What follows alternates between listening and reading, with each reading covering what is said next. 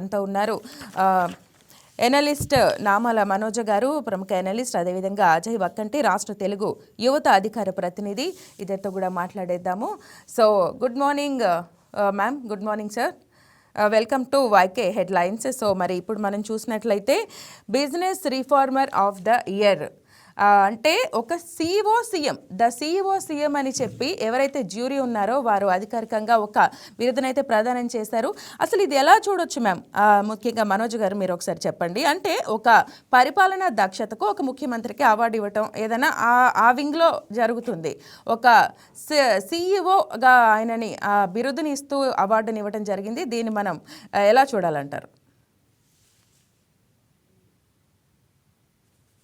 ఆయన ఏజ్లో ఆయనకు ఉన్నటువంటి పట్టుదల, అంత ఏజ్లో కూడా ఆయన తిరిగి ఇంత కష్టపడి ప్రజల కోసం ఆయన చేస్తున్నటువంటి సేవల్ని నిజంగా ఎకనమిక్ టైమ్స్ వారు గుర్తించడం అనేది చాలా సంతోషకరమైనటువంటి విషయం అని నేను భావిస్తున్నానండి.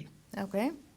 సో అంటే మనకి చూస్తున్నట్లయితే ఒక సంస్థకి సిఇఓ ఎలాంటి వారో, సిఇఓ బాధ్యతలు నిర్వర్తించేటప్పుడు ఒక్కోసారి కొందరు అంటే ఒక నిక్కచ్చిమ ధోరణి ఉంటూ ఉంటుంది.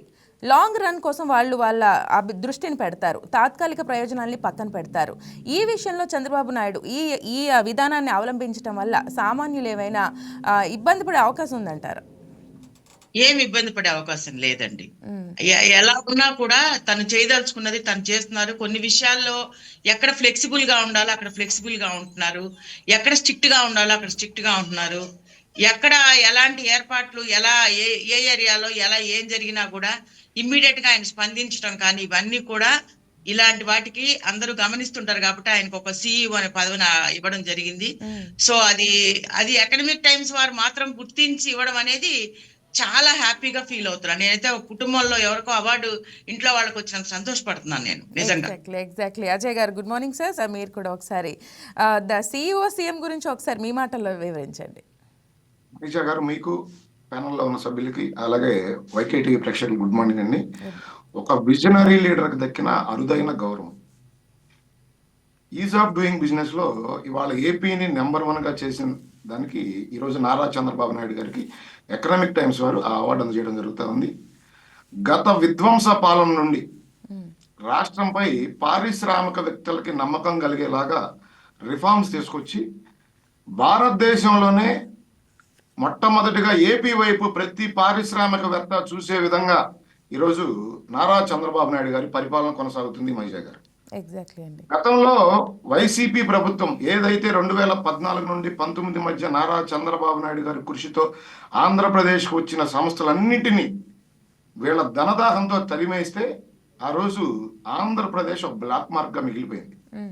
నారా చంద్రబాబు నాయుడు గారు కూటమి ప్రభుత్వం అధికారంలోకి వచ్చిన తర్వాత ఆంధ్రప్రదేశ్ పై నమ్మకం కలిగిస్తూ నారా చంద్రబాబు నాయుడు గారు తీసుకున్న అనేక సంస్కరణలు పారిశ్రామికవేత్తలకి ఏ విధంగా అయితే రాష్ట్ర ప్రభుత్వం అండగా నిలబడాలో ఆ విధంగా అండగా నిలబడుతూ వాళ్ళకి సపోర్ట్ చేస్తూ ఈ రాష్ట్రానికి పరిశ్రమలు వెల్లువెత్తే విధంగా నారా చంద్రబాబు నాయుడు గారి ఆలోచన, కృషి. రాష్ట్రానికి వస్తున్న పెట్టుబడులు ఏఐలో అయితే గూగుల్ కానీ అదాని డేటా సెంటర్లు ఇలా చెప్పుకుంటూ పోతే చాలా, రిలయన్స్, అదేవిధంగా ఐటీలో యాక్సెంచర్ కానీ, కాగ్నిజెంట్ కానీ, ఇన్ఫోసిస్ కానీ, టీసీఎస్ కానీ, ఇదే విధంగా బీపీసీఎల్ రిఫైనరీ ప్రాజెక్ట్స్, స్టీల్ ప్రాజెక్టులు, అలాగే అమరావతిలో క్వాంటమ్ కంప్యూటింగ్. గత 2 నెలల క్రితం అమరావతిలో రోజుల క్రితం ఒక 15 బ్యాంకులు ఒకేసారి శంకుస్థాపన. ఆంధ్రప్రదేశ్ ని 3 ఎకనామిక్ జోన్లుగా మార్చి వికేంద్రీకరణ, ఏదైతే జగన్మోహన్ రెడ్డి ఆంధ్రప్రదేశ్ ప్రజలను నమ్మించి మోసం చేసి 3 రాజధానులు అని చెప్పి ఆ రోజు నాటకాలు ఆడాడో దానికి విభిన్నంగా నారా చంద్రబాబు నాయుడు గారు ఆంధ్రప్రదేశ్ ఏకైక రాజధాని అమరావతి, అదేవిధంగా అభివృద్ధి వికేంద్రీకరణ విశాఖ, అమరావతి, తిరుపతి ఎకనామిక్ జోన్లుగా వీటిని తయారు చేస్తూ రాష్ట్రాన్ని అభివృద్ధి వైపు పరుగులు పెట్టిస్తున్న ఘనత నారా చంద్రబాబు నాయుడు. ఇది యావత్ దేశ ప్రజలే కాదు, ప్రపంచంలో ఉన్న తెలుగు వాళ్ళందరూ గర్వించదగ్గ నాయకుడు నారా చంద్రబాబు నాయుడు గారు. ఈ రోజు నారా చంద్రబాబు నాయుడు గారికి వచ్చిన ఈ అవార్డు ఒక రాష్ట్ర ముఖ్యమంత్రికే కాదు ప్రతి తెలుగు వాడిదిగా నేను భావిస్తా ఉన్నాను. నారా చంద్రబాబు నాయుడు గారిని ఈ రోజు ప్రపంచ పారిశ్రామికవేత్తలందరూ గౌరవిస్తా ఉన్నారు. కానీ ఈ రాష్ట్రంలో ఉన్న ఒక్క వైసీపీ పార్టీ తప్ప హింస గారు ఇప్పటికైనా ఈ పార్టీ కళ్ళు తెరవాలి.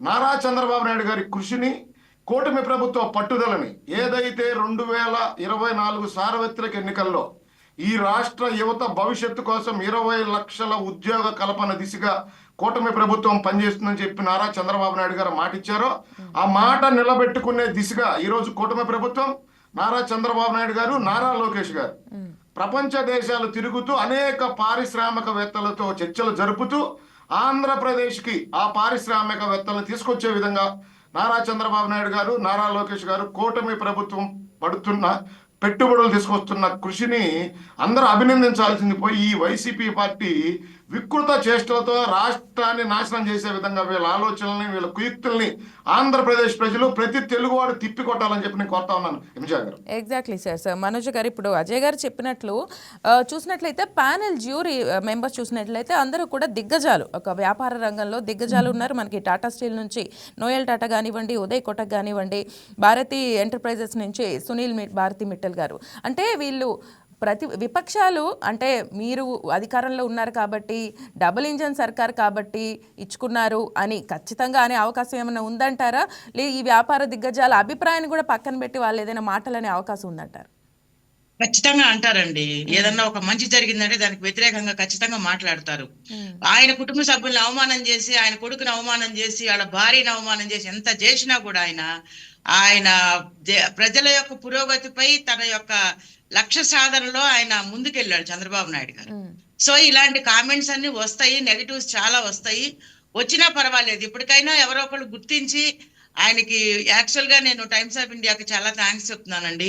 ఆయన కష్టాన్ని గుర్తించారు, ఆయనకు ఒక అవార్డుని ఇచ్చినందుకు. బహుశా ఏ సీఎం కి కూడా ఇలా వచ్చిందో లేదో నాకైతే అవగాహన లేదు, కానీ ఫస్ట్ టైం మహారాష్ట్ర నుంచి దేవేంద్ర ఫడ్నవీస్ గారికి వచ్చింది. కాకపోతే ఇది కూడా అప్పుడు వచ్చింది, అంటే చాలా కాలం. మన స్టేట్ లో అయితే, మన స్టేట్ సౌత్ లో అయితే అసలు లేదండి. అవును, లేదు. అదే ఫస్ట్ టైం వెనక సార్కి రావడం అనేది చంద్రబాబు నాయుడు గారికి నిజంగా ఇప్పుడు మనకు సార్ చెప్పినట్టు ఆయనకి అన్ని అర్హతలు ఉన్నాయి. ఆయన చేసిన కార్యక్రమాలు కూడా అలాగే ఉన్నాయి. ఆయన ఎంత తొక్కేయాలని చూశారు, ఆయన ఏజ్ ని కామెంట్ చేశారు, ఎన్నో మాటలు అన్నారు. అయినప్పటికీ ఆయన ఎవరిని ఏది పట్టించుకోకుండా ఒక జెంటిల్మెన్ లాగా ముందుకెళ్లారండి. ఈ రోజు ఐటీ గాని ఇవన్నీ డెవలప్ చేశారండి. హైదరాబాద్ కూడా డెవలప్ అయిందంటే ఆయన వల్లే ఇంత డెవలప్మెంట్ జరిగిందని నేను ఖచ్చితంగా నమ్ముతున్నాను. లోకేష్ గారు కూడా చాలా తండ్రి అడుగుజాడల్లో ఆయన కూడా ముందుకెళ్తున్నాడు బాగా. ఆయనకి సపోర్ట్ గా మరి మన డిప్యూటీ సీఎం పవన్ కళ్యాణ్ గారు కూడా ఆయన ఆశయాలతో ఆయన కూడా ముందుకెళ్తున్నారు. ఇవన్నీ గుర్తించి ఓవరాల్ గా దీనికి హెడ్ ఎవరు అంటే మన శ్రీ నారా చంద్రబాబు నాయుడు గారు. ఆయనకి టైమ్స్ ఆఫ్ ఇండియాలో ఈ అవార్డు రావడం అనేది నిజంగా నాకు సంతోషం, అసలు చాలా సంతోషంగా ఉంది. అసలు అవార్డు ఒకటి ఉంటుందని కూడా నాకైతే అవగాహన లేదు, కానీ ఆయన చేసిన కార్యక్రమాలన్నీ ముందు కూడా ఇలాగే ఉండబోతున్నాయి. ఎవరు అడ్డొచ్చినా, ఎవరు ఏం చేసినా, ఎవరు ఎంత వ్యతిరేకత చూపించినా కూడా ప్రజల యొక్క అండదండలు ఎప్పుడు చంద్రబాబు గారికి ఉంటాయి, వాళ్ళ కుటుంబానికి ఉంటాయి, వాళ్ళ బిడ్డలకు ఉంటాయి. అది మాత్రం వాస్తవం. ఎగ్జాక్ట్లీ అండి. ప్యానెల్ కూడా వాళ్ళు ప్రకటించిన మ్యాటర్లో కూడా ఈ విషయాన్ని మెన్షన్ చేయడం జరిగింది. ఆల్రెడీ అది వేరే స్టేట్ అయిపోయినా కూడా హైదరాబాద్ని టెక్ హబ్గా నిలపడంలో కీలక పాత్ర పోషించారు అని చెప్పి మెన్షన్ చేయడం జరిగింది. నాయుడు గిరి లైక్ ఒక దాదాగిరి టైప్లో నాయుడు గిరి నడుస్తుంది ఏపీలో అని చెప్పి వాళ్ళు మెన్షన్ చేయడం జరిగింది. అజయ్ గారు అన్నట్టు ఇందాక వెళ్ళిపోయిన కంపెనీలు ఏవైతే ఉన్నాయో, లూలు కానివ్వండి, అశోక్ లేలాండ్ కానివ్వండి, వాటిని తిరిగి తీసుకురావడంలో సింగపూర్ ప్రతినిధులతో మాట్లాడి అక్కడి నుంచి పెట్టుబడులు తిరిగి తీసుకురావడంలో, ఎవరైతే వెళ్ళిపోయారో వాళ్ళని మళ్ళీ తిరిగి తీసుకురావడంలో కేవలం 18 నెలల్లో 10.7 లక్షల కోట్ల పెట్టుబడులు రాష్ట్రానికి తెచ్చిన క్రమంలో ఈ అవార్డుని ప్రదానం చేస్తున్నారని జరిగింది. అజయ్ గారు, ఒకసారి ఈ వెళ్ళిపోయిన కంపెనీలు అది వెళ్ళిపోవడానికి గల కారణాలు ఒకసారి మీరు తెలియజేయండి. ఉషా గారు, ధనదాహం జగన్మోహన్ రెడ్డి ముఖ్యమంత్రి అయ్యే క్రమంలో 2019 సార్వత్రిక ఎన్నికల్లో మడం దిప్పం మాట మీద నిలబడతాం. ప్రతి సంవత్సరం ఒక జాబ్ క్యాలెండర్ రిలీజ్ చేస్తాం, సిపిఎస్ని రద్దు చేస్తాం, దశల వారీగా మద్య నిషేధం చేస్తాం. ఇలా చెప్పుకుంటూ పోతే వందల హామీలు ఇచ్చి నారా చంద్రబాబు నాయుడు గారిపై, నారా లోకేష్ గారిపై అబద్ధ ప్రచారాలతో ఆ రోజు అధికారంలోకి వచ్చిన జగన్ రెడ్డి అధికారంలోకి వచ్చిన వెంటనే ప్రజావేదిక కూల్చివేతతో మొదలైన జగన్ రెడ్డి విధ్వంసం, అన్నా క్యాంటీన్ల మూసివేత, ఈ రాష్ట్రం నుండి అనేక సంస్థల్ని, స్వరాష్ట్ర సంస్థ అమర్ రాజాను కూడా ఏ విధంగా ఈ రాష్ట్రం నుండి తరిమేస్తే అమర్ రాజా బ్యాటరీస్ వేల కోట్ల పెట్టుబడులు వెళ్ళి పక్క రాష్ట్రం తెలంగాణలో పెట్టుబడులు పెట్టినాయి. అదే విధంగా ఒక ఎంపీ కియా సంస్థ ప్రతినిధుల్ని బెదిరిస్తే దానికి సంబంధించిన అనుబంధ సంస్థలన్నీ ఏ విధంగా కర్ణాటకకి తమిళనాడుకి వెళ్ళిపోయాయి అనేది రాష్ట్ర ప్రజలందరూ గమనించారు. హిమజా గారు వీళ్ళ ధనదాహంతో వీళ్ళ డబ్బులు పరాకాష్ఠకు చేరి అధికార మదంతో వీళ్ళు ఆడిన ఆ రోజు వికృత క్రీడ ఈ రాష్ట్ర యువత భవిష్యత్తుని సర్వనాశనం చేసి నారా చంద్రబాబు నాయుడు గారు అధికారంలోకి వచ్చిన తర్వాత ఏదైతే యువత భవిష్యత్తుకు అండగా నిలబడతానని మాటిచ్చారో, నారా లోకేష్ గారు యువగళం పాదయాత్రలో యువత భవిష్యత్తే నా ప్రథమం, నా మొట్టమొదటి నేను చేసే పని అని చెప్పి ఆ రోజు నారా లోకేష్ గారు ఈ రాష్ట్ర యువతకు భరోసా ఇవ్వడం జరిగిందో దాని మీదే పనిచేయడం జరుగుతూ ఉంది. ఈ రోజు నారా చంద్రబాబు నాయుడు గారు, నారా లోకేష్ గారు, పవన్ కళ్యాణ్ గారు, కూటమి ప్రభుత్వం, కేంద్ర ప్రభుత్వ అండదండలతో ఈ రోజు ఈ రాష్ట్రానికి వస్తున్న సంస్థలు ఏ విధంగా ఈ రాష్ట్రంలో పెట్టుబడులు పెడతా ఉన్నాయి. గత వారం రోజుల క్రితం కాగ్నిజెంట్ భూమి పూజ, ఆ రోజే ఆ సంస్థతో పాటు ఇంకొక 7 ఐటీ సంస్థల్లో పెట్టుబడులకి విశాఖ రావటం, యాక్సెంచర్ అయితే కావచ్చు, ఇన్ఫోసిస్ అయితే కావచ్చు, టీసీఎస్ అయితే కావచ్చు, వేల సంఖ్యలో ఉద్యోగ కల్పన. ఈ విధంగా రాష్ట్ర భవిష్యత్తుకి యువత భవిష్యత్తుకి భరోసా ఇస్తున్న నారా చంద్రబాబు నాయుడు గారికి ఎకనామిక్ టైమ్స్ ఇచ్చిన ఒక అరుదైన గౌరవం. ఎగ్జాక్ట్లీ అండి. చూసి ఓరవలేని ఈ వైసీపీ బ్యాచ్ రేపు అనొచ్చు కూడా మీరు అన్నట్టు దీన్ని కూడా నారా చంద్రబాబు నాయుడు గారి పలుకుబడితో తెచ్చుకున్నారని రాష్ట్ర ప్రజలు యావత్ ప్రపంచ పారిశ్రామికవేత్తలందరూ కలిసి ఇచ్చిన ఈ అరుదైన గౌరవం. దీంట్లో ఒక జ్యూరీ ఉంటుంది, ఇందాక మీరు చెప్పినట్టు ప్రపంచ పారిశ్రామిక దిగ్గజాలు ఉంటారు, న్యాయ నిపుణులు ఉంటారు, వీళ్ళందరూ కలిసి ఏర్పడిన ఒక జ్యూరీ నారా చంద్రబాబు నాయుడు గారికి ఈ గౌరవం ఉంటుంది. అది కూడా గతంలో ఉమ్మడి ఆంధ్రప్రదేశ్ కి నారా చంద్రబాబు నాయుడు గారు ముఖ్యమంత్రిగా ఉన్న సమయంలో ఈ రోజు హైదరాబాద్ లో కొన్ని లక్షల మంది కుటుంబాల వాళ్ళ సాఫ్ట్వేర్ ఉద్యోగులుగా ఈ రోజు వాళ్ళు జీవనం కొనసాగిస్తా ఉన్నారంటే దాని ఘనత నారా చంద్రబాబు నాయుడు గారిది అని చెప్పి గతంలో నారా చంద్రబాబు నాయుడు గారిని ఈ వైసీపీ ప్రభుత్వం అక్రమంగా అరెస్ట్ చేసినప్పుడు హిమజా గారు మీరు గమనించే ఉంటారు, హైదరాబాద్ లో ఐటీ ఉద్యోగస్తులు కూడా రోడ్లు ఎక్కి నారా చంద్రబాబు నాయుడు గారికి మద్దతుగా ర్యాలీలు ధర్నాలు చేశారంటే ఆ రోజు నారా చంద్రబాబు నాయుడు గారు తీసుకొచ్చిన రిఫార్మ్స్, ఆయన ఒక సిఇఓ ఆఫ్ ఆంధ్రప్రదేశ్ గా అనేక దిగ్గజ సంస్థలను కలిసి వాళ్ళందరినీ ఒప్పించి ఆంధ్రప్రదేశ్ కి అది హైదరాబాద్ కి తీసుకొచ్చిన విధానం.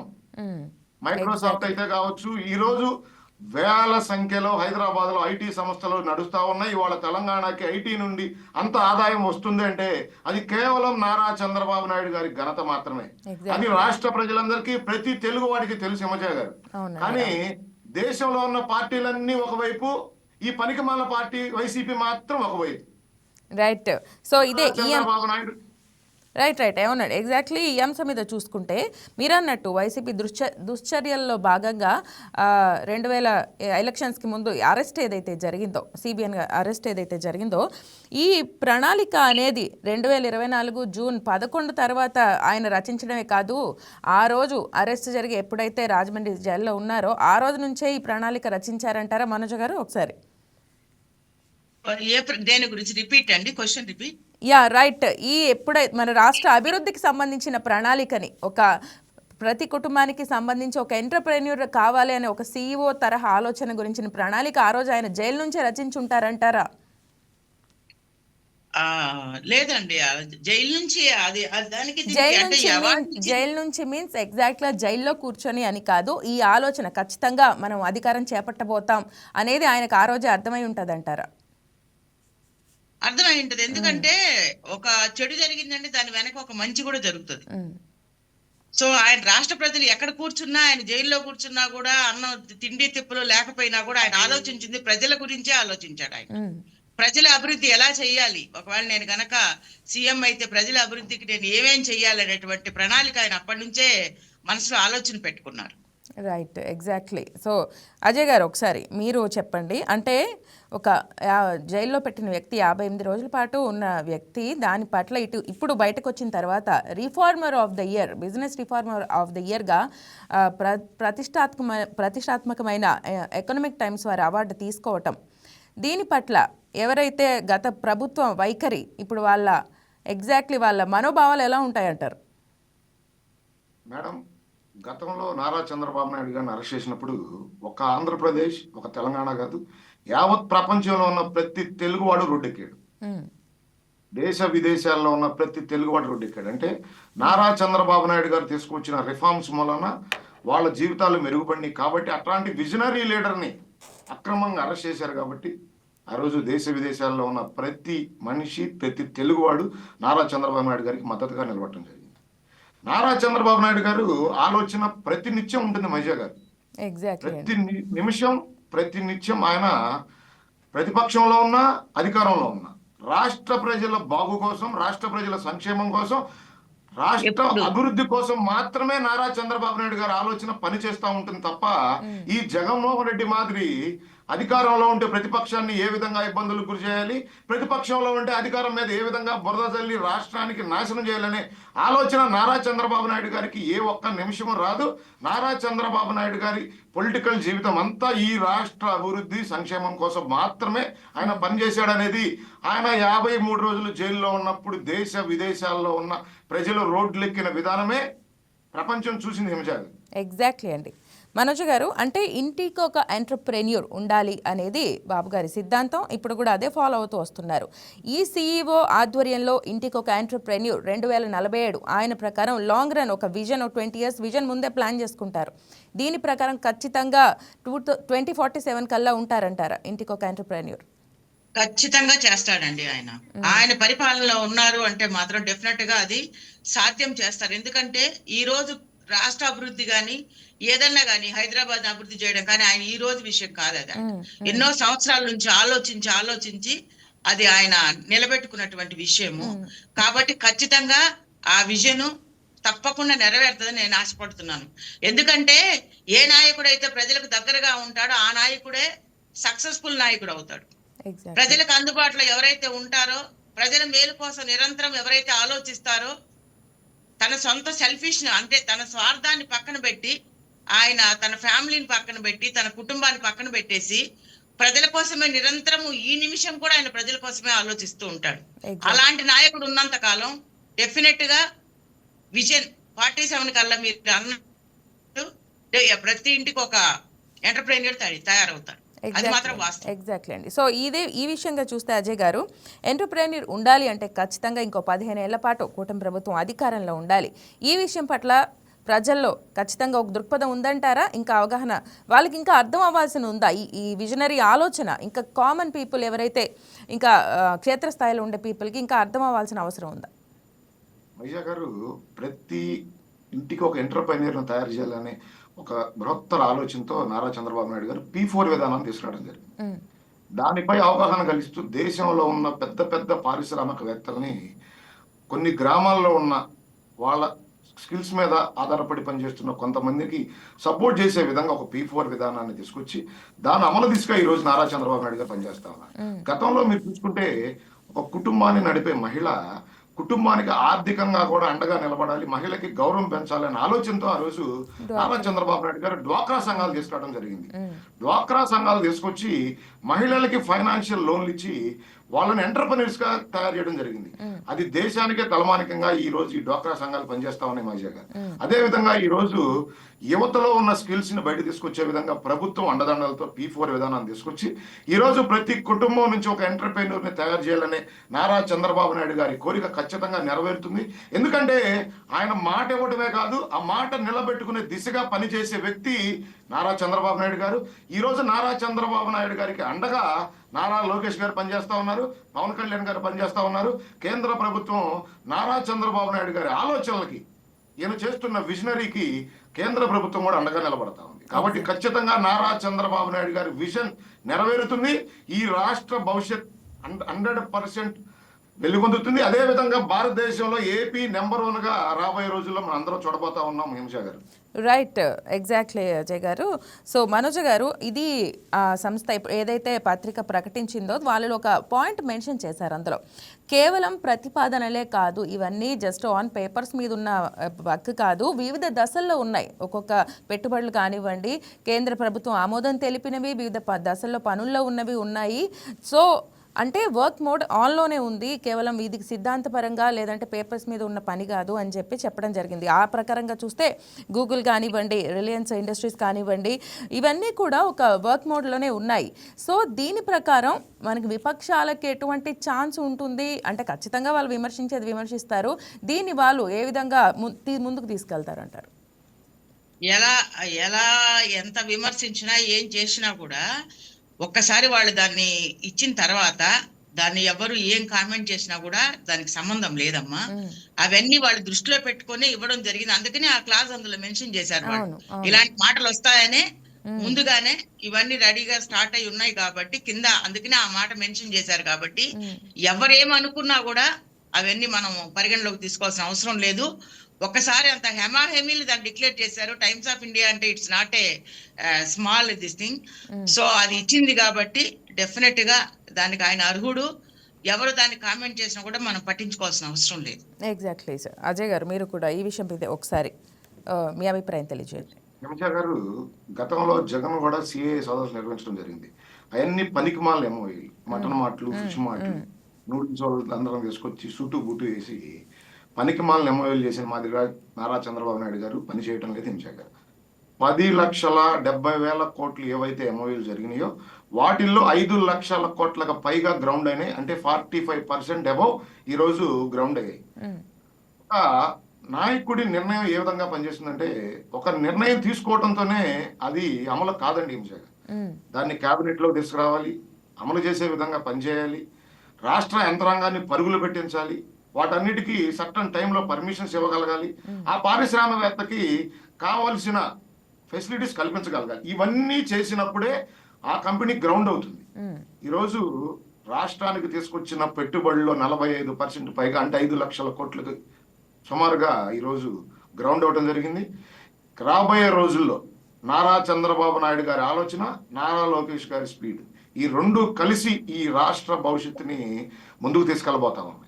ఈరోజు ఏదైతే నారా చంద్రబాబు నాయుడు గారు ఆలోచన చేస్తా ఉన్నారో ఒక కంపెనీ సంస్థ ప్రతినిధులతో మాట్లాడటమే కాదు, వాళ్ళని ఏపీకి తీసుకురావడం, ఎంఓయూ చేసుకోవడం, ఆ తర్వాత భూములు కేటాయించడం, ఆ తర్వాత వాళ్ళకి కావాల్సిన ఆ కంపెనీ గ్రౌండ్ అయ్యేదానికి కావాల్సిన ఫెసిలిటీస్ని టైం బాండ్ పెట్టి మానిటరింగ్ చేస్తూ ఆ కంపెనీ గ్రౌండ్ అయ్యే విధంగా పనిచేసే విధానం మూలనే ఈరోజు ఎకనామిక్ టైమ్స్ వారు నారా చంద్రబాబు నాయుడు గారికి business reformer of the year award ఇవ్వడం జరిగింది తప్ప పెట్టుబడులు తీసుకొచ్చాడు కాబట్టి ఆయనకు అవార్డు ఇవ్వడం లేదు. వాటన్నిటిని గ్రౌండ్ చేయగలుగుతా ఉన్నారు.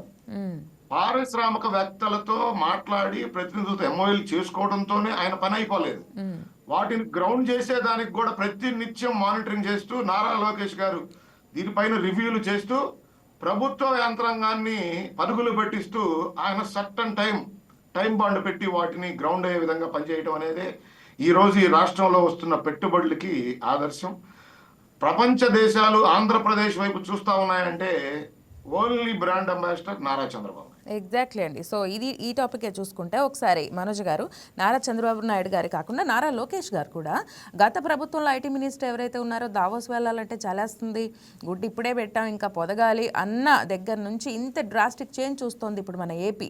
ఒక తండ్రికి తగ్గ తనయుడుగా ఆయన చేసుకుంటున్న స్టెప్స్ కానివ్వండి, ముందుకెళ్తున్న విధానం కానివ్వండి, ఫర్దర్గా రాష్ట్రం యొక్క భవిష్యత్తులో నారా లోకేష్ గారి పాత్ర అభివృద్ధిలో పారిశ్రామికంగా ఎస్పెషల్గా ఎలా ఉండబోతుందంటారు? బ్రహ్మాండంగా ఉంటదండి. ఇప్పటికే ఆయనలో చాలా డిఫరెన్స్ వచ్చింది. అంటే స్టార్టింగ్ లో కొంచెం చిన్న ఏజ్ కాబట్టి తండ్రి అంత స్థానానికి అప్పుడే వెళ్ళలేడు కాబట్టి కొంచెం టైం పట్టింది. అయినా తన్ని ఎన్నో అవమానాలు, ఎన్నో మాటలు అన్నారు.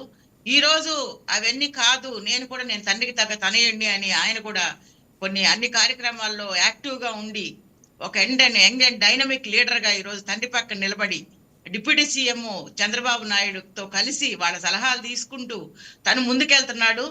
తన పాత్ర కూడా ఇందులో చాలా ఉండబోతుంది అనేటువంటిది నేను భావిస్తున్నాను. చంద్రబాబు నాయుడు తర్వాత ఆయనంతా కాకపోయినా డెఫినెట్ గా మంచి స్థాయిలో ఆయన ఉంటాడని, ఇలాగే ప్రజల కోసం కష్టపడతాడని నేను గట్టిగా నమ్ముతున్నాను. షూర్ అజయ్ గారు, మరి ఆయనంతా కాకపోయినా దగ్గరికి వరకు వెళ్తారా? ఖచ్చితంగా ఆయనంతా చేరుకుంటారంటారా లోకేష్ గారు? ఈ రాష్ట్రంలో ఉన్న కొన్ని పనికిమాలిన పార్టీలు నారా లోకేష్ గారిని అనేక విమర్శలు చేయడం జరిగింది.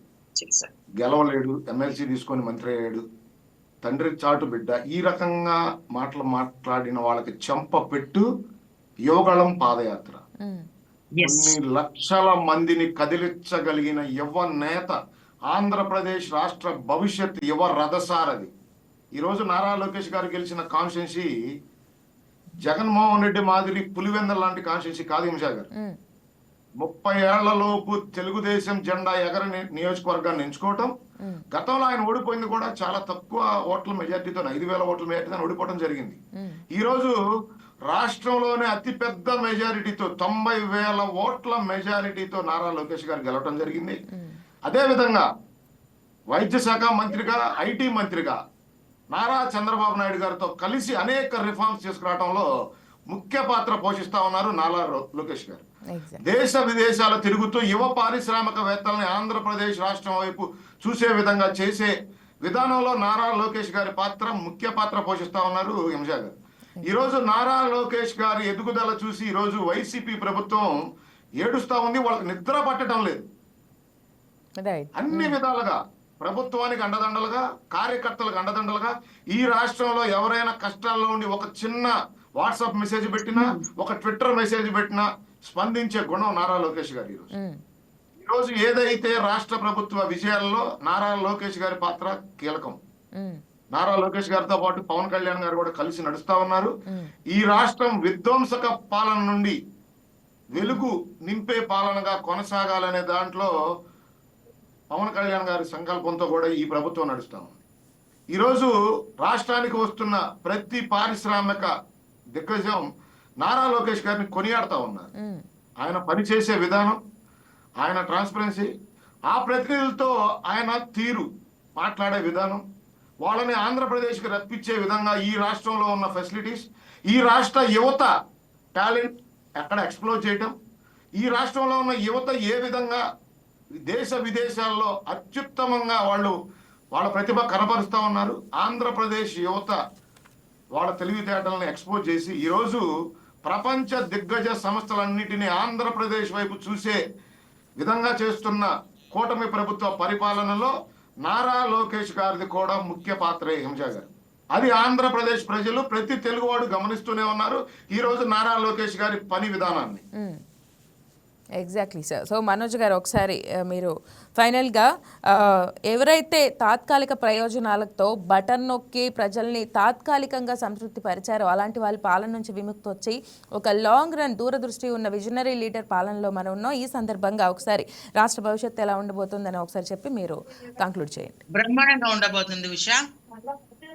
ఇంకా ఆంధ్ర రాష్ట్ర ప్రజలకు తిరుగులేదు. చంద్రబాబు నాయుడు గారు ఉన్నంత కాలం, నారా రోహిత్ ఉన్నంత కాలం, మన డిప్యూటీ సీఎం పవన్ కళ్యాణ్ గారు తన ప్యాషన్ సినిమాలను కూడా కొంతవరకు పక్కన పెట్టి, ఏదో అప్పుడప్పుడు ఒకటి నటిస్తున్నారులేండి, అది వేరే, పూర్తిగా పక్కన పెట్టి రాజకీయాల్లోకి వచ్చి ఆయన నేర్చుకొని, ఒక రాజకీయ బ్యాక్గ్రౌండ్ లేకపోయినా నేర్చుకొని, వీళ్ళ ముగ్గురు ఆధ్వర్యంలో, కూటమి ప్రభుత్వం ఆధ్వర్యంలో రాష్ట్రం సుభిక్షంగా ఉండబోతుందని నేను గట్టిగా నమ్ముతున్నాను. Exactly right ma'am. Thank you for participating with us. Ajay garu మీరు. Thank you. Mahija ma'am thank you. Ajay garu thank you. మిమ్మల్ని కలుసుకోవడం చాలా సంతోషం. అజయ్ గారు స్టే విత్ us. సో మనం ఇంకొక అంశం గురించి మాట్లాడుకుందాం. Ma'am thank you ma'am. And so ఇప్పుడు మనం పీపీపీ విధానం, పబ్లిక్ ప్రైవేట్ పార్ట్నర్షిప్ విధానం గురించి చర్యత జరుగుతుంది. మెడికల్ కాలేజీల ప్రైవేటీకరణ ఆగే వరకు పోరాటం చేస్తామని చెప్పి సాక్షి హెడ్లైన్లో వేయడం జరిగింది. ఈ అంశం గురించి మనతో మాట్లాడడానికి రేగడి లక్ష్మణ్ రావు గారు, వైసీపీ నేత, మనతో జాయిన్ అయ్యారు. Sir good morning sir, welcome to YK headlines. Sir ఇప్పుడు చూసినట్లయితే నిన్న ఎగ్జాక్ట్లీ జరిగిన ఈ 1 కోటి సంతకాల సేకరణ హిట్ ఆఫ్ ఫ్లాపా సార్? ఉషా గారు, మీకు పెన్నులు ఉన్న పెద్దలకి మహిజా గారు మీకు అలాగే పెన్నులు ఉన్న పెద్దలకి వైకేటీవీ వీక్షకులకి యాజమాన్యానికి హృదయపూర్వక నమస్కారం అండి. జగన్మోహన్ రెడ్డి గారు ఏదైతే పిలుపు మేరకు మరి ప్రభుత్వ నిర్వహించవలసినటువంటి ప్రభుత్వ మెడికల్ కాలేజీలని ఏవైతే పీపీపీ మోడల్ తీసుకొచ్చి ప్రైవేటీకరణ చేస్తున్నటువంటి ఈ దుర్మార్గమైనటువంటి పరిపాలనలో మరి చంద్రబాబు నాయుడు గారు తీసుకున్నటువంటి నిర్ణయాన్ని 1 కోటి సంతకాలతో యావత్ ఆంధ్రప్రదేశ్ రాష్ట్ర ప్రజలందరూ కూడా తమ యొక్క అమూల్యమైనటువంటి మరి మద్దతు తెలియజేయడం చాలా సంతోషకరం. మనం చూసాం జగన్మోహన్ రెడ్డి గారి పిలుపునిస్తే ఈ రోజున 1,04,11,136 మంది మరి సంతకాలు చేసి తన యొక్క అమూల్యమైనటువంటి ఆమోదం తెలిపారు. దాన్ని జగన్మోహన్ రెడ్డి గారు నిన్న సాయంత్రం 4 గంటలకి గవర్నర్ గారికి ఆ యొక్క వినతి పత్రం ఇవ్వడం జరిగింది. అంటే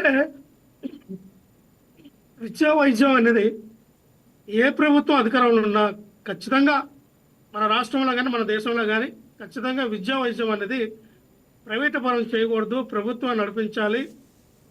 పేద బడుగు బలహీన వర్గాలకి ఖచ్చితంగా ఉచితంగా అందించాలి.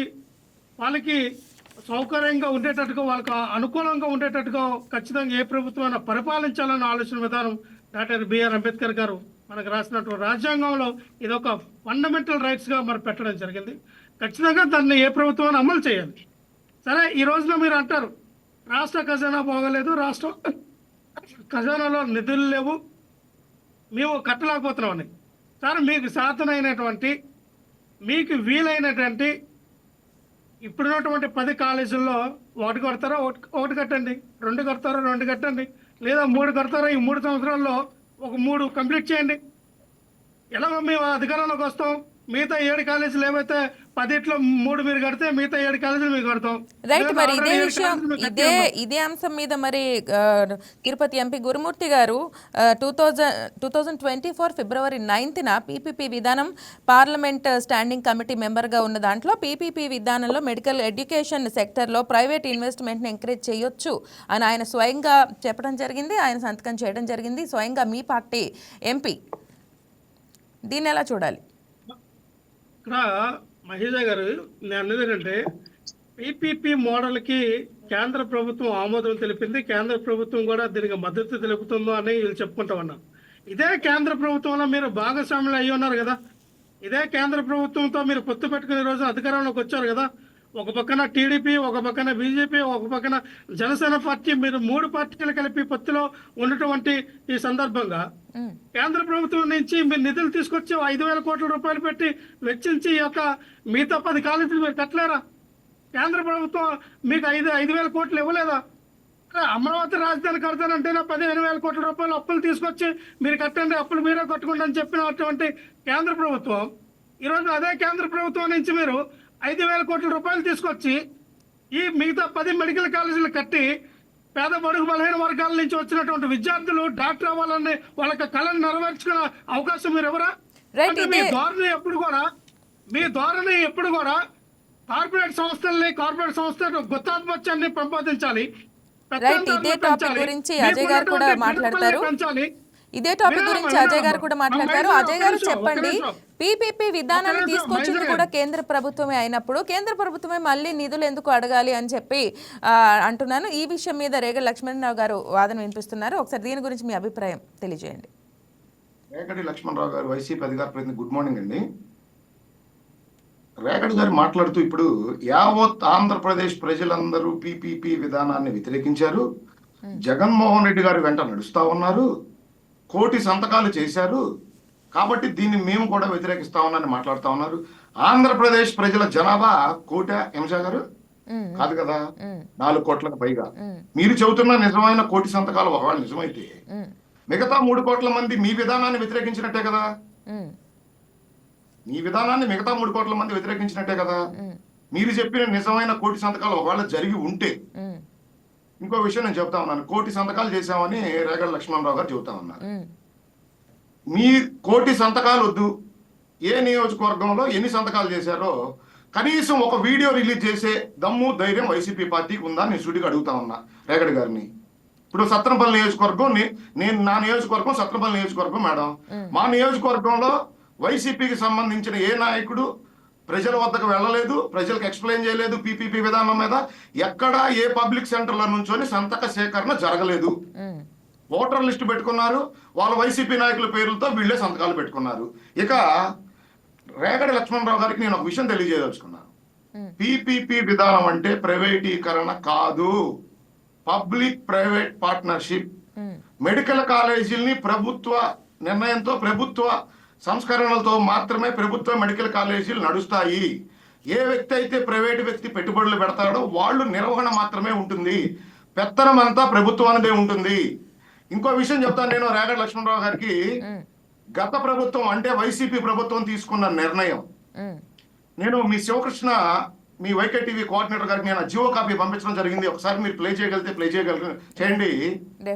50 సీట్లు ఫ్రీ సీట్లు పెట్టి మిగతా 50 సీట్లలో 35% సెల్ఫ్ ఫైనాన్స్, 15% ఎన్ఆర్ఐ కోటా. ఈ నిర్ణయం తీసుకుంది వీళ్ళ నేత వైఎస్ జగన్మోహన్ రెడ్డి ముఖ్యమంత్రిగా ఉన్నప్పుడు. మీకు నేను ఆ జియో కాపీ పంపించడం జరిగింది హిమజా గారు. అంటే 50% లో ప్రతి మెడికల్ కాలేజీ సీటుని 15,000గా నిర్ణయిస్తే మిగతా 35% సెల్ఫ్ ఫైనాన్స్ అంటే 12 లక్షలు, ఎన్ఆర్ఐ కోటాలో 20 లక్షలుగా నిర్ణయించింది ఫీజుని వీళ్ళ నేత జగన్మోహన్ రెడ్డి ముఖ్యమంత్రిగా ఉన్న సమయంలోనే. ఆ జియో కాపీ నేను మీకు పంపించడం జరిగింది. ఒక్కసారి ఆ జియో కాపీని మీరు రేగడి లక్ష్మణరావు కూడా పంపించండి. అంటే మీరు తీసుకున్న నిర్ణయాన్ని మీరే వ్యతిరేకిస్తా ఉన్నారు రేగడి గారు, అది మీరు ఒకసారి ఆలోచించుకోండి. రెండోది, పీపీపీ విధానంలో ఒక్క ఆంధ్రప్రదేశ్ రాష్ట్రంలోనే మెడికల్ కాలేజీలు నడవట్లేదు. మహారాష్ట్రలో నడుస్తా ఉన్నాయి, కర్ణాటకలో నడుస్తా ఉన్నాయి, గుజరాత్ లో నడుస్తా ఉన్నాయి. ఇక మీరు ఈ పీపీపీ విధానాన్ని ప్రైవేటీకరణ అంటా ఉన్నారంటే మీ వైఎస్ఆర్సీపీ పార్టీ సర్వేవల్ కోసం, లేదా మీ పార్టీ ఇంకా జనాల్లో ఉంది అని తెలియచెప్పుకునేదానికి మీరు ఈ పీపీపీ విధానాన్ని జనాల్లో అపోహలు కలిగించి మీ పార్టీని ఇంకా జనాల్లో బతికించుకునే దానికి మీ నాటకాలు తప్ప రేగడి గారు. ప్రైవేటీకరణ కాదు అని చెప్పి మేము చెబుతా ఉన్నాం, కేంద్రం చెబుతా ఉంది, ఎన్ఎంసి నేషనల్ మెడికల్ కౌన్సిల్ చెబుతా ఉంది. ప్రైవేటీకరణ కాదు, ఇది ప్రభుత్వ పార్ట్నర్షిప్ తో నడుస్తా ఉన్నాయని. హిమజా గారు ఇందాక మీరు క్వశ్చన్ అడిగారు రేగడి గారిని. 2024 డిసెంబర్ లో ఒక స్టాండింగ్ కమిటీ పార్లమెంట్ లో హెల్త్ అండ్ ఫ్యామిలీ వెల్ఫేర్ మీద ఒక స్టాండింగ్ కమిటీ వేయడం జరిగింది. ఆ కమిటీ నివేదిక ఒకవేళ రేగడి గారు గూగుల్లోకి వెళ్ళి సెర్చ్ చేస్తే ఆ రిపోర్ట్ వస్తుంది. ఆ రోజు ఆ స్టాండింగ్ కమిటీ ఒక నివేదిక ఇవ్వడం జరిగింది పార్లమెంట్ కి. పీపీపీ మోడ్ ని ఎంకరేజ్ చేయాలి, ప్రైవేట్ వ్యక్తులకు ఇన్సెంటివ్స్ ఇచ్చి ఈ ప్రైవేట్ పబ్లిక్ పార్ట్నర్షిప్ ని ఎంకరేజ్ చేస్తే మెడికల్ కాలేజీలు మెరుగైన విధానంతో లక్ష్మణరావు గారు చెప్పండి నడపబడతాయని చెప్పి చెప్పడం జరిగింది. ఆ విధానాన్ని ఉటంకిస్తూ 2025 డిసెంబర్ లో ఈ నెలలో పార్లమెంట్ ఆ నివేదిక ఉటంకిస్తూ ఆ స్టాండింగ్ కమిటీలో వీళ్ళ ఒక్క పార్టీ తప్ప దేశంలో ఉన్న ప్రతిపక్ష పార్టీలు 11 పార్టీలు ఉన్నాయి ఆ స్టాండింగ్ కమిటీలో. దీని గురించి లక్ష్మణరావు గారు మాట్లాడతారంట. అజయ్ గారు ఒకసారి విందాం, ఆయన స్పందన విందాం. చెప్పండి లక్ష్మణరావు గారు, మాట్లాడండి. మైజా గారు, ఇప్పుడు పీపీపీ అంటే పబ్లిక్ ప్రైవేట్ పార్ట్నర్షిప్ అన్నారు, అది అందరికి తెలిసిందే వీళ్ళు తీసుకొచ్చిన విధానం. ఇక్కడ ప్రైవేటీకరణ కాదు, ప్రభుత్వం ప్రైవేటైజ్ ఇద్దరు కలిపి తీసుకుంటారు, నిర్వర్తిస్తారని చెప్తా ఉన్నారు. ఎందుకంటే ప్రభుత్వం వాటా ఎంత చెప్పమనండి. ప్రైవేట్ వ్యక్తులకి ఎంత వాటా ఇస్తూ ఉన్నారు, ప్రభుత్వం ఎంత వాటాలో ఈ యొక్క కాలేజీలు కడుతూ ఉన్నారు. ఇక్కడ మనకేం కనబడుతుందంటే ప్రైవేట్ వాళ్ళని మీరు నిజంగా ప్రైవేట్ కాలేజీలని మీరు ఎంకరేజ్ చేయాలనుకుంటే ప్రైవేట్ కాలేజీలకి మీరు ఎన్ఎంసీ ద్వారా వాళ్ళకి పర్మిషన్ ఇప్పించి మీరు కాలేజీలు కట్టించుకోండి. కానీ గవర్నమెంట్ 650 ఎకరాలు ఏదైతే ఈ 17 మెడికల్ కాలేజీలు కూడా సుమారుగా రమారమి 650 ఎకరాలు కేటాయించడం జరిగింది. ఈ 650 ఎకరాల్లో 7 మెడికల్ కాలేజీలు కంప్లీట్ అయిపోతే మిగతా ఇక్కడ సుమారు అంటే 300 నుంచి 400 ఎకరాలు ఇంకా ఉన్నటువంటి ఏవైతే ఈ భూములన్నింటి కూడా మేము ప్రైవేటైజేషన్కి ఇస్తాము, ఆ అమౌంట్ కూడా ప్రైవేట్ వ్యక్తులకు ఇస్తాము, ఈ భూములు కూడా ప్రైవేట్ వ్యక్తులకు ఇస్తాము, వాళ్ళకి ఇన్సెంటివ్స్ ఇస్తాము, వాళ్ళకేమో సబ్సిడీ రూపంలో అనేక రకాల రాయితీలు ఇస్తాము, మీరు కట్టండి అంటే ప్రజాధనం ఈ ఆంధ్రప్రదేశ్ రాష్ట్ర ప్రజల ట్యాక్సుల ద్వారా వచ్చినటువంటి ధనాన్ని రాష్ట్ర బడ్జెట్ ని తీసుకెళ్లి ప్రభుత్వ వ్యక్తులకు ఇవ్వడానికి మీకు ఎవరిచ్చారు హక్కు? ఇదే విధానానికి వైసీపీ మీ ఎంపీ ఆమోదం తెలిపారు. ఇదే విధానానికి మైజా గారు మీకు తెలిసి తెలియక 10 సార్లు గురునాథం గారు మద్దతు తెలిపారు. ఏం మద్దతు తెలిపారు గురునాథం గారు? ఏం వైఎస్ఆర్ పార్టీ ఎక్కడ మద్దతు తెలిపింది? అయితే వైద్య కళాశాలలు వైఎస్ఆర్ పార్టీ మద్దతు తెలిపితే మేము ఎందుకు పోరాటం చేస్తాం? ఎందుకు అదే కదా, అదే మీ ఎంపీ ఒక సభ్యుడు 2024 మీ ఎంపీ ఒక సభ్యుడు ఆ స్టాండింగ్ కమిటీలో మీ ఎంపీ ఒక సభ్యుడు. మీకు చెబితే అర్థం అవుతుందో అర్థం కావటం లేదు. మీ ఎంపీ ఒక సభ్యుడు ఆ స్టాండింగ్ కమిటీలో మీ ఎంపీ ఒక సభ్యుడు. అతను ఒక డాక్టరు ఒక ఎంపీ సభ్యుడు. అతను ఆ రోజు ఆ నివేదికని ఆ ఎంపీ ఆ ఆ నివేదికని బలపరచడం జరిగింది. ఆ రోజు మీరు అధికారంలో ఉన్నారు. దాన్ని ఎందుకు వ్యతిరేకించలేదు? 2024లో మీరు అధికారంలో ఉన్నారు. మీ ఎంపీ ఆ నివేదికను ఎందుకు సమర్థించాడు? దానికి మీరు ఎందుకు వ్యతిరేకించలేదు? వ్యతిరేకంగా పార్లమెంట్ లో మీరు ఎందుకు వ్యతిరేకంగా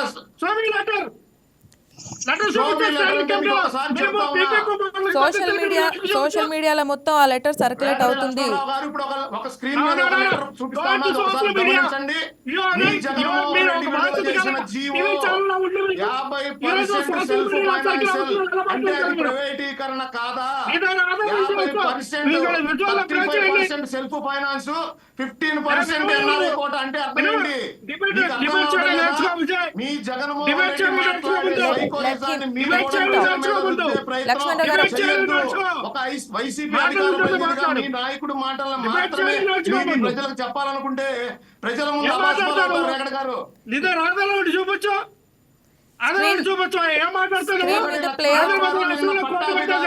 స్క్రీన్ మీద ప్లే అవుతుంది. ఆ రిపోర్ట్ జాతీయ అధికార ప్రతినిధి స్వచ్ఛాంధ్రప్రదేశ్ కమిషన్ వైస్ చైర్మన్ పట్టాభి గారు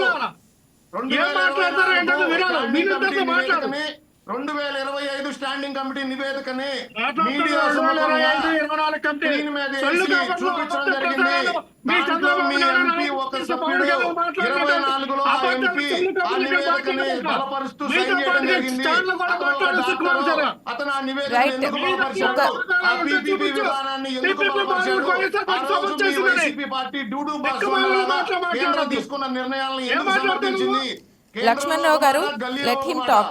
రాష్ట్ర ప్రజలను నాశనం చేసే విధంగా, ఈ రాష్ట్ర మీ ఆలోచనలు మీరు మాట్లాడుతురు కానీ మీకు అవకాశం మీరు మాట్లాడుతురు కానీ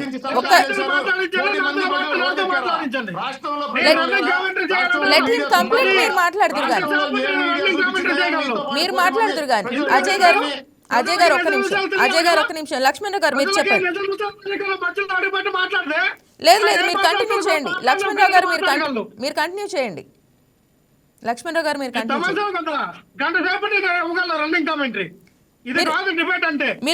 చేయండి. లక్ష్మణరావు గారు మైజా గారు ఇక్కడ మేము ఎట్టి పరిస్థితుల్లో ఈ యొక్క వ్యతిరేక విధానాన్ని, ఈ యొక్క ప్రైవేటీకరణాన్ని వ్యతిరేకిస్తూ ఉన్నాం. అలాగే ప్రజలు కూడా వ్యతిరేకిస్తూ ఉన్నారు. మేము 1 కోటి సంతకాల సేకరణ చెప్పి 1 కోటి మంది సంతకాలు తీసుకున్నాం.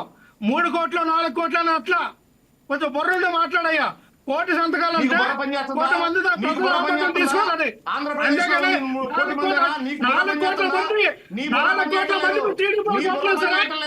రాష్ట్రానికి వచ్చిన పెట్టుబడులపై కేసులు వేస్తారు, ఇక్కడికి వచ్చే పారిశ్రామికవేత్తల మీద కేసులు వేస్తారు, అమరావతి మీద కేసులు వేస్తారు, పోలవరం మీద కేసులు వేస్తారు, ఈ రాష్ట్రానికి వచ్చే ఐటీ సంస్థల మీద కేసులు వేస్తారు.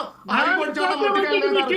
ఎన్నిసార్లు హైకోర్టు చేత ముట్టుకెళ్ళినా మళ్ళీ మీ రాజ్భవన్ ముందు నుంచొని మేము కోర్టు మీద కేసులు వేస్తాం, పెట్టుబడిదారులను జైలుకు పంపుతాం. మీ విధానం అంతా ఈ దుర్మార్గపు విధానం.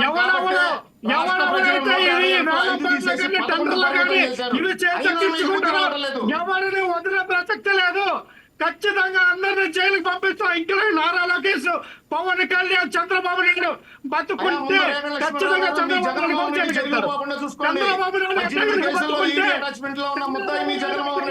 ముందు మీ జగన్మోహన్ రెడ్డి జైలు పోకుండా మీ నాయకుడిని మీరు కాపాడుకోండి.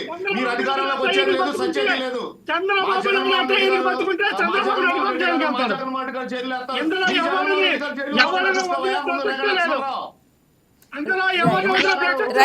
రైట్ లక్ష్మణరావు గారు అధికారంలోకి రాకూడదని చెప్పి పదే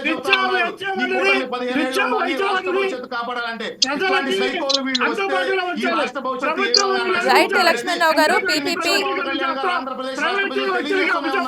ప్రతి ఈ రాష్ట్ర ప్రజలు కోరుతూనే ఉన్నారు. ఇట్లాంటి సైకోలు అధికారంలోకి వస్తే పారిశ్రామికవేత్తలు జైలుకు పంపుతారు, ఐఏఎస్లను జైలుకు పంపుతారు.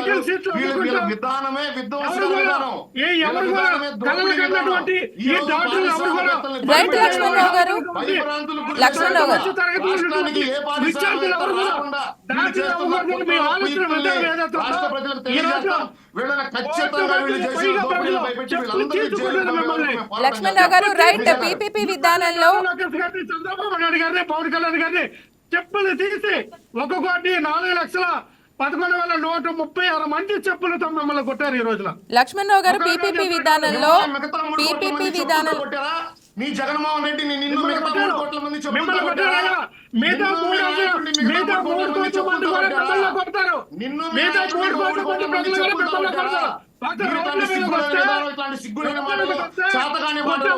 మీరు రోడ్డు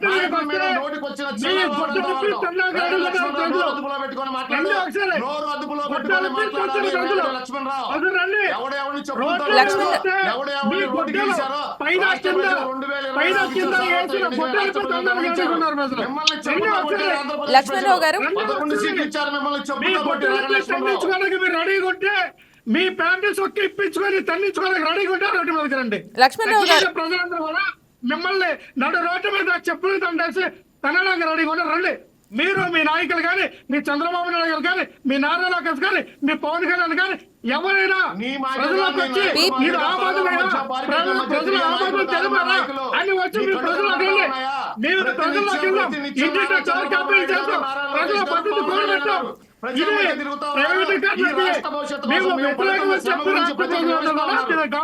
లక్ష్మణరావు గారు లక్ష్మణరావు గారు నాదో ప్రశ్న. లక్ష్మణరావు గారు లక్ష్మణరావు గారు నాదో ప్రశ్న. ఒక నిమిషం అజయ్ గారు, ఒక నిమిషం. ఆలోచనతో మాదిరిగా రాష్ట్ర ప్రజల నుండి పారిపోయే ఆలోచన మా నాయకులకు లేదు. ప్రజలందరూ కూడా మీకు బుద్ధి చెప్పడానికి రెడీ ఉన్నారు. ఈ 19 మీరు చేసినటువంటి 2,76,000 కోట్ల రూపాయలు. లక్ష్మణరావు గారు ఒక్క నిమిషం. లక్ష్మణరావు గారు వైద్య విద్యార్థుల పట్ల ఇంత కన్సర్న్ ఉన్నప్పుడు ఎన్టీఆర్ యూనివర్సిటీని హెల్త్ యూనివర్సిటీని వైఎస్ఆర్ యూనివర్సిటీ అని మార్చినప్పుడు వైద్య విద్యార్థులు ఒక స్ట్రగుల్ అయితే ఫేస్ చేస్తారు కదా, దీని పట్ల మరి ఆలోచించండి. సడన్ గా యూనివర్సిటీ వైజాగ్ గారు మీరు జర్నలిస్టు రెస్పెక్టబుల్, నిజంగా మీరంటే మాకు అభిమానం. వైక టీవీ ఛానల్ కానీ మీరు కానీ పేరు మార్చినంత మాత్రాన ఎవరు కూడా ఏ విద్యార్థి కూడా ఇబ్బంది పడడమ్మా. పేరు మార్చితే ఎందుకు ఇబ్బంది పడతారమ్మా? మైజా గారు వినాలండి. మనం మాట్లాడే మాట ప్రజల్లోకి వెళ్ళాలి. మనం ఆర్గ్యూ చేయొద్దు. పేరు మార్చినంత మాత్రాన ఇబ్బంది పడరు.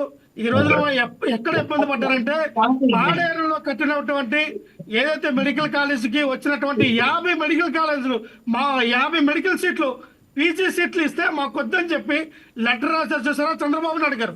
దానికి విద్యార్థులు ఇబ్బంది పడతారమ్మా. పులివెందుల్లో 150 సీట్లు వస్తే మాకు వద్దు మెడికల్ సీట్లు పీజీ సీట్లు అని చెప్పి లెటర్ రాసి పైకి పంపించారు చూసారా నారా చంద్రబాబు నాయుడు గారు. దానికి విద్యార్థులు ఇబ్బంది పడతారమ్మా.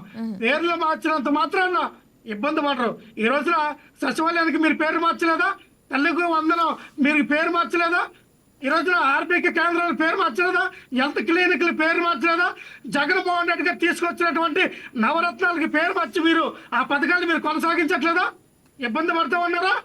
దీని సర్టిఫికేషన్ లో ఉంటుంది. అదే విధంగా పీపీపీ విధానంలో build, operate and transfer, just అది ఒక బిల్డ్ నిర్మిస్తారు, దాన్ని ఆపరేట్ చేస్తారు, ఆధీనం మొత్తం గవర్నమెంట్ ఆధీనంలో ఉంటుంది. దీంట్లో చాలా చాలా నిర్మాణం అవుతున్నాయి. పీపీపీ విధానంలో ఒక వైద్య కళాశాలలే కాకుండా రోడ్లు మొత్తం మనకి నేషనల్ హైవేస్ అన్ని కూడా పీపీపీ విధానంలోనే.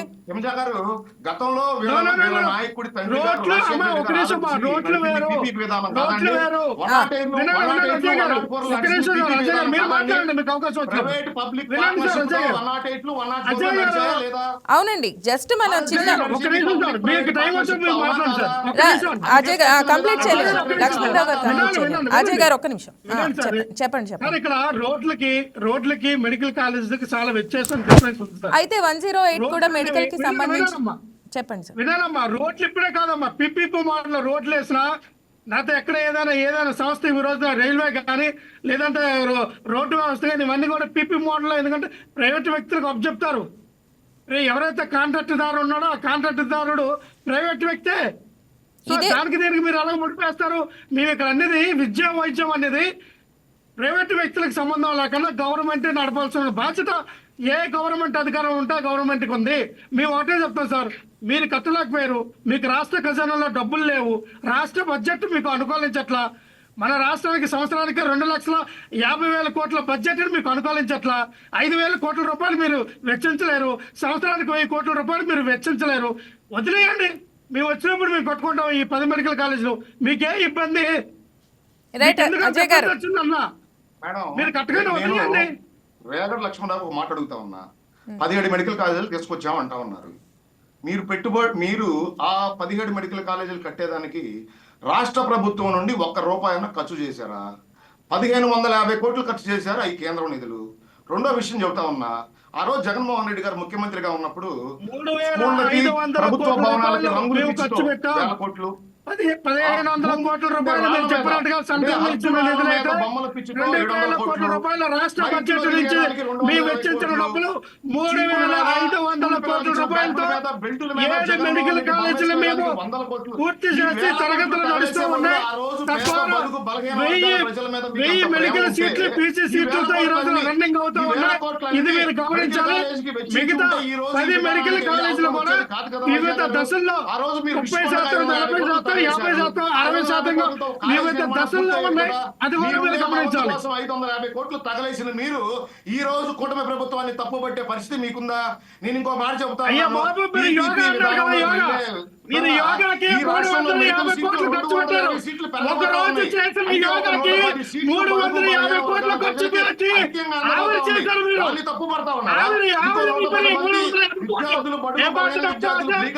ఒక రోజు చేసిన యోగా కోసం 350 కోట్ల రూపాయలు ఆవిరి చేసిన ఘనత మీది.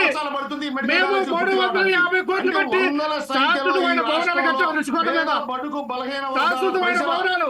రేపొద్దున ఎవరైనా పెద్ద పెద్ద వ్యక్తులు మోడీ గారు కానీ పుతిన్ గారు కానీ విదేశాల నుంచి ట్రంప్ గారు ఎవరైనా వస్తే వాళ్ళకి విడుదలగా ఇవ్వడానికి వాళ్ళకి ఉపయోగపడే అజయ్ గారు. రాజభవనాన్ని మేము నిర్మించాం. లక్ష్మణరావు గారు అంటున్నారు. అజయ్ గారు, లక్ష్మణరావు గారు అంటున్నారు. కట్టగలగారా? లక్ష్మణరావు గారు అంటున్నారు పెద్ద పెద్ద భవనాలు మోడీ గారు వచ్చినప్పుడు ఉండటానికి నిర్మించామంటున్నారు. దీని పట్ల చెప్పండి ఒకసారి. పెద్ద పెద్ద భవనాలు మోడీ గారు ఉంటాకి నిర్మించామని చెప్పేటప్పుడు 2014-19 మధ్య కూడా మోడీ గారు వచ్చారు. అంతకుముందు కూడా ఈ రాష్ట్రానికి ప్రధానులు వచ్చారు. ఆ ప్రధానులందరి కోసం 550 కోట్లు ఖర్చు చేసి భవనాలు నిర్మించింది ఆ ప్రభుత్వం. అప్పులు తీసుకొచ్చి ఆ రోజు మీరు జగన్మోహన్ రెడ్డి గారు చివరికి మీకు చేత కాదు. మీరు సంక్షేమం అందించారు. గుంతలో చంద్రబాబు నాయుడు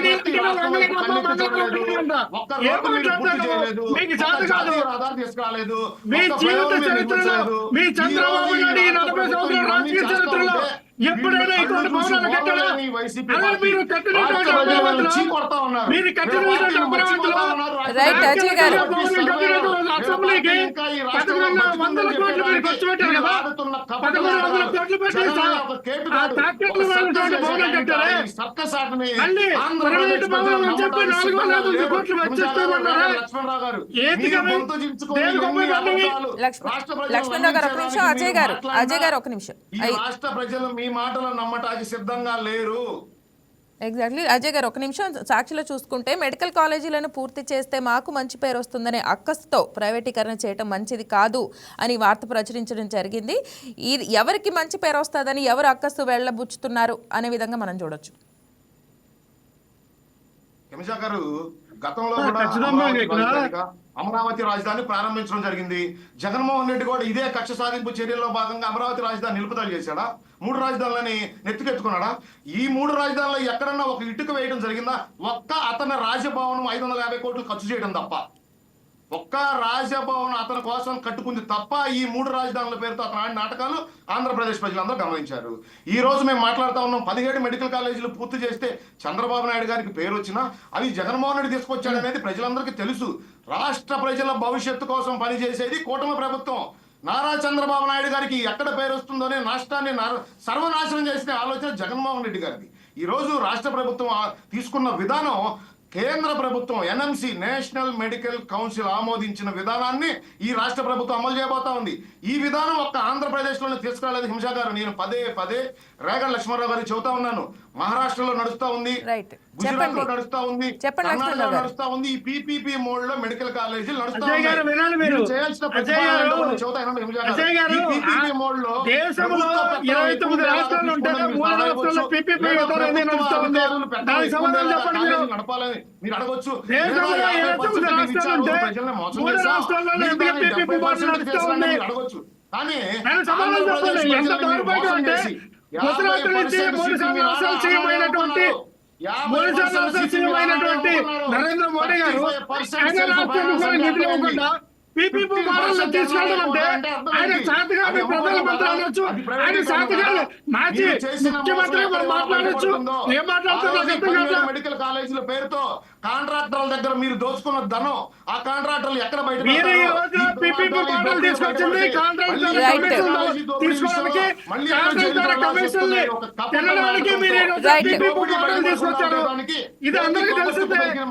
ఈరోజు ఒక్కొక్క కాంట్రాక్టర్ దగ్గర కమిషన్లు తినడానికి మీరు తీసుకొచ్చిన మోడల్ మాత్రమే పీపీపీ మోడల్. ఇది రాష్ట్ర ప్రజలకు ఉపయోగపడింది కాదు. మీరు ఏదైతే మీ కొత్త ఆధిపత్యంలో ఉన్నటువంటి బినామీలకి, కార్పొరేట్ సంస్థలకి, అలాగే ఎవరైతే పెద్ద పెద్ద బడాబాబుల్ని పెంచి పోషించడానికి ఈ పీపీపీ మోడల్ తీసుకొచ్చారో వాళ్ళ దగ్గర కమిషన్ రూపంలో మీ డబ్బులు తట్టుకోవడానికి ఈ పీపీపీ మోడల్ తీసుకొచ్చారు. పోర్టు కూడా ఈ దోపిడీ విధానమేనా? మీరు గంగవరం పోర్టును ప్రైవేటీకరణ ఇప్పుడు మీ ఎక్కడ కూడా పీపీపీ మోడల్ మీకు అర్థలేదు. రైట్ లక్ష్మణరావు గారు, ఏ వ్యవస్థను కూడా మేము ప్రైవేటీకరణగా చేయలేదు. అది గమనించాలి. రైట్ లక్ష్మణరావు గారు ఒక్క నిమిషం, అజయ్ గారు ఒక్క నిమిషం. సో పార్ట్నర్షిప్ ఎగ్జాక్ట్లీ అజయ్ గారు, మెడికల్ కాలేజీలు నడుస్తాయి. ఆ మెడికల్ కాలేజీల మీద ప్రభుత్వ మెడికల్ కాలేజ్ అని ఉంటుంది, కానీ నిర్వహణ మాత్రమే ప్రైవేట్ వారు చేస్తారు. ఒక 33 సంవత్సరాల తర్వాత ఆ ప్రభుత్వ మెడికల్ కాలేజీలు ఆ స్థలాలు రైట్ అజయ్ గారు. సో ఇదే అంశంతో పాటు ఇది ఎంత చెప్పినా అర్థం కాదు. రాష్ట్ర ప్రజలకు అంటే ఈ 33 సంవత్సరాలు రాష్ట్రంలో ఉన్నటువంటి ప్రజల యొక్క రక్తమాంసాలను పీడించి తినండి. రాష్ట్రంలో ఉన్నటువంటి పేద పొడుగు బలైన వర్గాల డాక్టర్లు అవ్వకూడదు, వాళ్ళ పిల్లల డాక్టర్లు అవ్వకూడదు, వాళ్ళ రక్తమాంసాలను పిండి పీడించుకొని తినండి అని చెప్పి మీ చంద్రబాబు నాయుడు గారు తీసుకుంటున్నావా? మీరు గమనించుకోవాలి. రైట్ అజయ్ గారు, అజయ్ గారు అని చెప్పగా ఏ మాట్లాడుతున్నావు నువ్వు? 1951 నుంచి 2018 వరకు మీలాంటి పార్టీ రాష్ట్రానికి జగన్మోహన్ రెడ్డి గారు అధికారంలోకి వచ్చిన తర్వాత 2018 నుంచి 24 ఈ 5 సంవత్సరాల వర్షంలో 16 మెడికల్ కాలేజీలు తీసుకొచ్చారు. రైట్ అజయ్ గారు, ఇదే అంశంతో పాటు మీరు ఎప్పుడైనా ప్రభుత్వ మెడికల్ కాలేజీకి పర్మిషన్ తీసుకొచ్చారు మీ హయాంలో? చంద్రబాబు రైట్ అజయ్ గారు, లక్ష్మణరావు గారు ఒక నిమిషం. అజయ్ గారు ఒక నిమిషం, లక్ష్మణరావు గారు దీని పట్ల ఒకసారి మీ కంక్లూజన్ తెలియజేయండి. లక్ష్మణరావు గారు ఒక్క నిమిషం మేము అనేది ఏంటంటే మనకి పార్లమెంట్ ఎలక్షన్ ఏదైతే 1951 నుంచి మనకి స్వతంత్రం వచ్చినప్పటి నుంచి మనం చూసుకుంటే 1951 నుంచి 2019 వరకు కూడా 22 మెడికల్ కాలేజీలు మాత్రమే ఆంధ్రప్రదేశ్ రాష్ట్రంలో ఉన్నాయి. అవి ప్రైవేట్ మెడికల్ కాలేజీలు అయినా, గవర్నమెంట్ మెడికల్ కాలేజీలు అయినా, ట్రస్ట్ రూపంలో ఉన్నటువంటి మెడికల్ కాలేజీలు అయినా. కానీ జగన్మోహన్ రెడ్డి గారు అధికారంలోకి వచ్చిన తర్వాత 2019 నుంచి 24 మధ్య తీసుకొచ్చినటువంటి 17 మెడికల్ కాలేజీలకి పర్మిషన్లు తీసుకురావడం జరిగింది. 7 మెడికల్ కాలేజీలు పూర్తి చేశాము. మిగతా 10 మెడికల్ కాలేజీలు వివిధ దశల్లో 30%, 40%, 50%, 60% పనులు పూర్తయిన పరిస్థితిలో ఉన్నాయి. వాటి మీద మీరు సంవత్సరానికి 1000 కోట్ల రూపాయలు మీరు ఖర్చు పెడితే అది రేపు రాబోయే తరాలకి ఈ యొక్క మెడికల్ కాలేజీలకు ఏవైతే జగన్మోహన్ రెడ్డి గారు సుమారు 650 ఎకరాలు ఏవైతే కేటాయించారో ఇవి 1,00,000 కోట్ల రూపాయలు విలువ చేసినటువంటి భూములు, 1,00,000 కోట్లు విలువ చేసినటువంటి సంపదని ప్రైవేట్ వ్యక్తుల చేతులు ఎందుకు దారదత్తం చేస్తూ ఉన్నారు? వాళ్ళకి ఎందుకు అప్పచెప్తూ ఉన్నారు? అంటే మీరు ప్రైవేట్ వ్యక్తులకు అప్పచెప్పి ఈ ఆంధ్రప్రదేశ్ రాష్ట్రం ఉన్నటువంటి మధ్యతరగతి, దిగువ తరగతి, బడుగు బలైన వర్గాల్లో ఉన్నటువంటి పేద విద్యార్థుల్ని డాక్టర్ అయ్యే కలగానే మిగల్చాలని మీ ఉద్దేశమా? వాళ్ళు డాక్టర్లు అవ్వకూడదా? వాళ్ళు 10 కోట్లు, 20 కోట్లు, 30 కోట్లు ఖర్చు పెట్టిన డాక్టర్ అవ్వాలా? ఇదే దీని గురించి let's people will decide, let's time will decide. Ajay garu మీరు ఒకసారి దీని గురించి కంక్లూడ్ చేయండి. పూజా గారు, గతంలో గూగుల్ సంస్థ వైజాగ్ పెట్టుబడులు పెట్టబోతామని అన్నప్పుడు వైసీపీకి సంబంధించిన నాయకులు వాళ్ళ సాక్షి ఛానల్లో కూర్చొని దాన్ని గోడంగా చిత్రీకరించి అనేక వ్యాఖ్యలు చేయడం జరిగింది, మీరు గమనించే ఉంటారు. తర్వాత వీళ్ళ నాయకుడు వచ్చి ప్రెస్ మీట్ పెట్టి ఏపీకి గూగుల్ రావడాన్ని నేను స్వాగతిస్తున్నానని చెప్పాడు. అంటే వీళ్ళ నాయకుల విధానం ఏందో, అసలు వీళ్ళ నాయకుల విధానం వీళ్ళకే తెలియదు. మీరు స్క్రీన్ మీద ఇందాక నుంచి ప్రజెంట్ చేస్తా ఉన్నారు ఒక జియోని.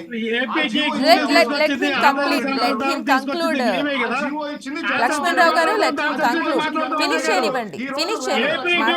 నాయకుని తిడతా ఉన్నాడా? రేగడ లక్ష్మణరావు గారు వాళ్ళ నాయకుని తిడతా ఉన్నాడు. రైట్. జియో ఇచ్చింది జగన్మోహన్ రెడ్డి గారు. 50% సీట్లు ప్రైవేటీకరణ చేసింది వాళ్ళు జగన్మోహన్ రెడ్డి గారు. 35% సెల్ఫ్ ఫైనాన్స్, 15% ఎన్ఆర్ఐ కోటా అంటే ప్రైవేటీకరణ కాదా? అంటే ఇవాళ రేగడ లక్ష్మణరావు గారు వాళ్ళు జగన్మోహన్ రెడ్డిని అమనాభూతి రైట్. ఇదే అంశానికి సంబంధించి పీపీపీ విధానంలో ప్రైవేట్ పబ్లిక్ ఇద్దరు ఒక నిమిషం. అజయ్ గారు and Lakshmana Rao garu, thank you so much for participating with us. PPP విధానంలో ఒక మంచి ఒరవడి సృష్టించాలని కోరుకుందాం ప్రభుత్వం తరపు నుంచి. Thank you so much for participating with us. So ఇది ఇవాళ YK headlines. Let's catch up on another episode. Keep watching YK news. ఇది తెలుగు వారి గుండె చప్పుడు. ఈ వీడియో మీకు నచ్చినట్లయితే లైక్ చేయండి, షేర్ చేయండి, మా ఛానల్కి సబ్స్క్రైబ్ చేయండి.